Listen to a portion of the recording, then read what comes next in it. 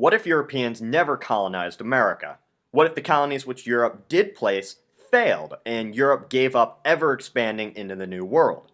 What if the plague that wiped out 99% of the native population never struck? How would this have changed our world? Well, for one, the continents would look less like this, and more like this. To understand what America would be like if colonies never carved up the land, we need to know the ethnic and tribal relations of the region. Today, people in the United States have a common misconception of Native Americans being one united group. This is far from the truth. It would be the same as associating everyone in Europe as the same, even though we have Germans, French, and Italians, all with a complicated and difficult history. This is the same with Native America. If Europeans never colonized and invaded America, the native nations and tribes would continue to interact and trade. What we see as the New World would be extremely diverse, and the groups which live on the continent would become well-known peoples in the Old World. Thus, the continent would look a lot like this. Globally, America would be seen as a different world, for lack of better words. Eventually, trade with East Asia and Europe would introduce new technologies and animals into the continent, and tribes would quickly grow into nations. The tribes on the coast would be in contact with trading foreigners, and soon massive cities would grow on the Atlantic and Pacific coast. The coastal people grow rich, trading resources such as corn with the Old World. The Europeans would trade with the Eastern tribes, and the Chinese would trade with the Western tribes. This is basically the Columbian Exchange without the disease and devastation.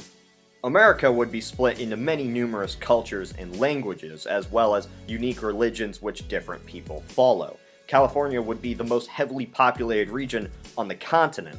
1/3 of the Native American population in what is now the US lived in California. These tribes would grow and compete with one another in this resource-rich land, and the idea of California would be one of many different nations. The Great Plains tribes would remain nomadic, fighting off incursions from the Mississippi River nations and California.